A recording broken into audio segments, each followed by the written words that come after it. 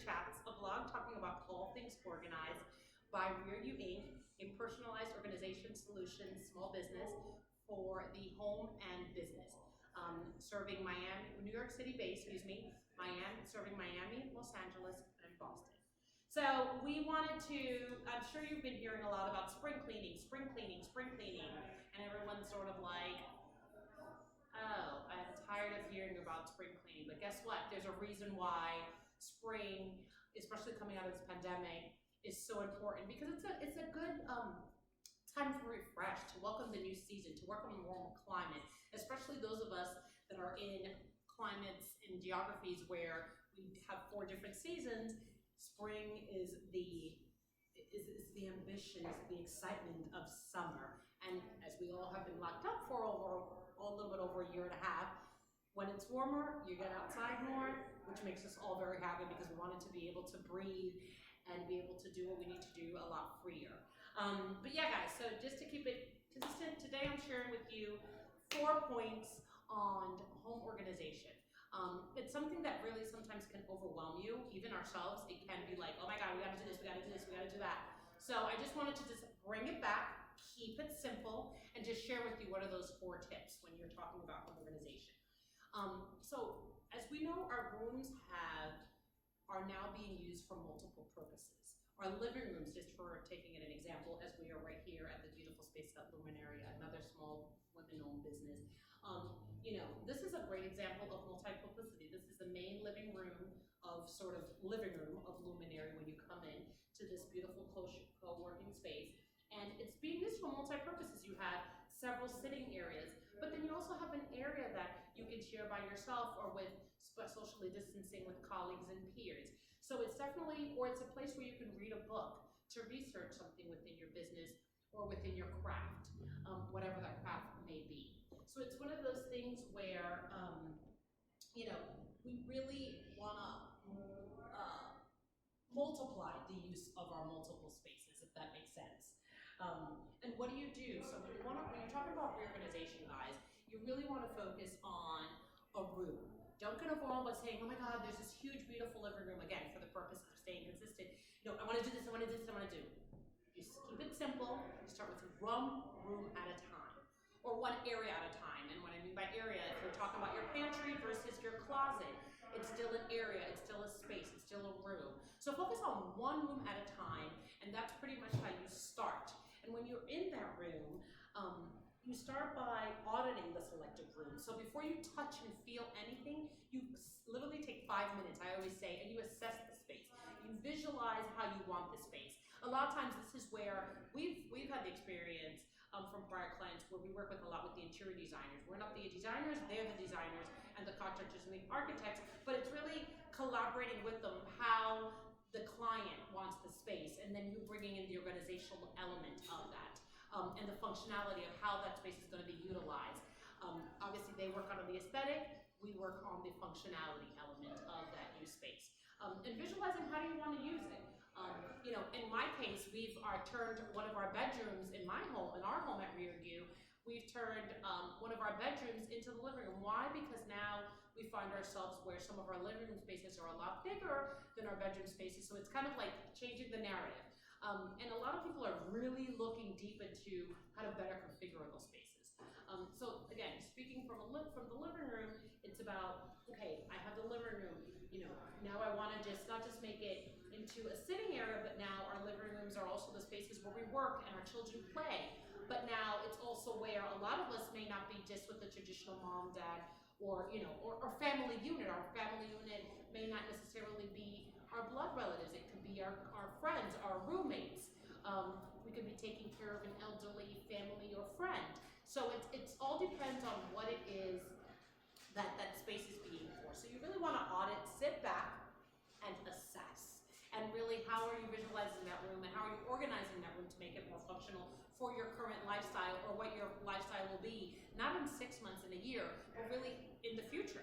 Because as we all know, the pandemic will go, and we will surpass this, but our lifestyles will sometimes have adopted a lot longer than the pandemic will be present. So once you've audited the space, you sort all your on-table items. So for example, for lack of a better term, if you have we have these beautiful pillows, which in this case we won't be auditing, but if you have an area, a sofa that you're redecorating that you want to move around, and it has a lot of pillows, you kind of sort it, and if it has shelving like these spaces, you love it because these shelves come out. So if you want to now put, I don't know, your collectible items, so you really start by taking a particular corner within the space and audit that space. And when you, after you've audited that space, you want to sort those spaces, and sort all your unwanted items. And how you do that is by, let's say if above me, and this is just for relevancy, if we were to have antique books here, if we were to have antique books above these shelves, and we now want to put some records, and I know you guys are like, records, vinyls, I know, that just showed my age, guys. But I have a lot of DJ friends, and I know a lot of DJs out there that do digital, but they still have their vinyl. But let's say you want to record your collectible vinyls in here. It's about sorting those vinyls. And don't be afraid that if you have vinyls, you want to put vinyls here, and books here, and old memorabilia there. Don't be afraid to combine those as long as you put them and you sort them into the 3 piles. The also famous piles, guys, that everybody knows, the 3 R's. Reuse, keep, toss, and recycle or reuse. And we're big on that. It's a big motto. We pretty much try to implement reuse, recycle, repurpose in a lot of, pretty much at least 50% of our projects. It's all on a case-by-case basis. Every project is differently, and even the smallest things can be recycled. For example, since it's the home edition, we have our beautiful mahogany breeze from our friends at Demarche Couture candle, which is a beautiful candle, which they personally handcrafted and has. But once the candle is done, guess what? You can also buy a pillared candle, refill it, or as we like to multi-purpose and think of some out of the box, it's great for some small bouquet of flowers. So, or some pencils, or some pens, some stationary items. So something very simple can be part of your reuse, recycle, repurpose. And if you have a million of these that are empty with nothing, that's part of the auditing of the space. Oh my God, I want more flowers in that area. Or I need more areas to put my stationery or my children's pencils. So even in the smallest way, you implement that audit when you're sorting and for the reuse, recycle. And we'll include another video following up because we get a lot of questions on how, what are some resources of where to go to recycle those items. You'd be very surprised, especially with the pandemic. I've even learned through social media and a lot of my colleagues on pretty much everything in your house can be recycled, guys, from the smallest of things to the biggest of things, and all contactless, where they can come and pick it up from your home, or you put it in a paid envelope, prepaid postage envelope, and you send it off, whether it be for consignment, which is something, we do a lot, or you're just, donating it to your favorite charity. There's a million of them. We are big fans from the consignment element of ThredUp. We love them. We also love Crossroads, which is also based in New York and in Los Angeles, and I believe in Chicago as well. Don't quote me on that. But there's Salvation Army, which everybody knows, Goodwill. There's New York City Department of the Arts. Is a great foundation. They literally would take any scrap of anything that you have at home to use for local artists or school projects. So that's just a little preview of some of the ideas. And again, we'll include a whole video, short video on some resources for those 3 R's and include all the information of where you can contact nationwide the cities that we serve, of where you can dispose of those items for whatever reason, for different purposes, And then the last one, guys, it's executing. So just to reiterate, you've assessed, excuse me, we need a little water there. So just to reiterate, guys, so you've selected your room, your first room that you're gonna attack.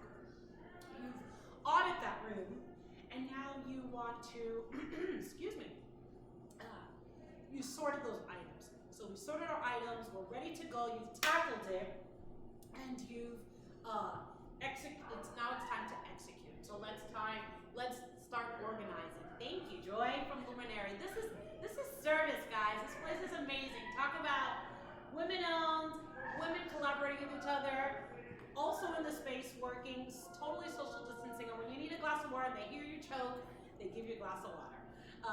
This is real, guys. This is the vlog. So I'm gonna take a sip. Oh, thank you. So yeah, guys.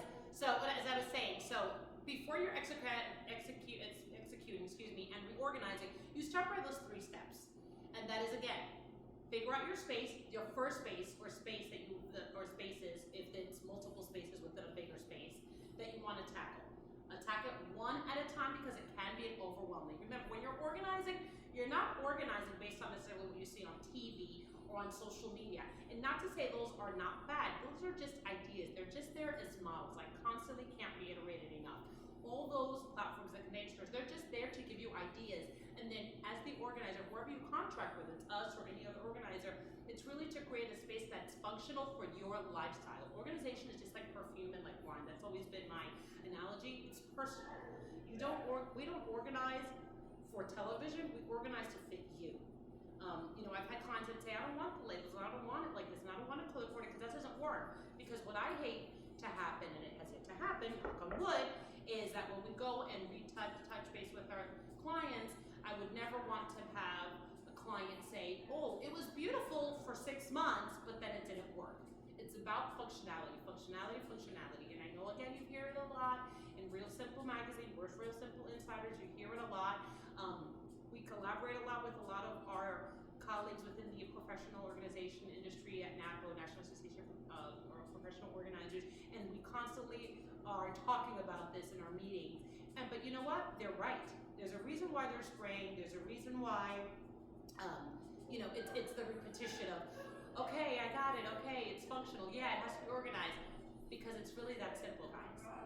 Just pick your space, audit the space, visualize of how you want it to be, sort all your unwanted items into your 3 categories: keep, toss, and donate, and then execute your plan. Implement that reorganization. Like I said, vinyls are going to go here because books are going to go over there. Not a problem, as long as it's functional. And not to say things can't be functional and aesthetically pleasing, and I want to make sure that I correct that. You can make things functional, and you can functional as well as aesthetically pleasing, as well as using the 3 R's. Like I said, here's a perfect example. You have a drawer full of pencils for your kids. Well, let's just say in this case for us ladies. Guess what? And your Dimanche Couture candle is done. It's a place for them. Put your pencils here, whatever, your pens, your colored pencils, whatever object writing item you want to use. It's just about, again, it creates a place for those items, and it's aesthetically beautiful, and you're recycled. That's a simple example of what I'm referring to. And then the final step is, once you've executed and organized to align yourself with those goals, guess what? Step 5, you repeat the same step, and you focus and you use that in every single room of your home. And the same thing applies for our business clients. We take the same approach when we do business organization, whether it's a small boutique or a corporate office. We take the same approach with all our organizational projects. And when we get to ReOrg Chats, the office edition in the summer months, we will definitely elaborate more and have some great guests to share their tips. So guys, I hope this really helped.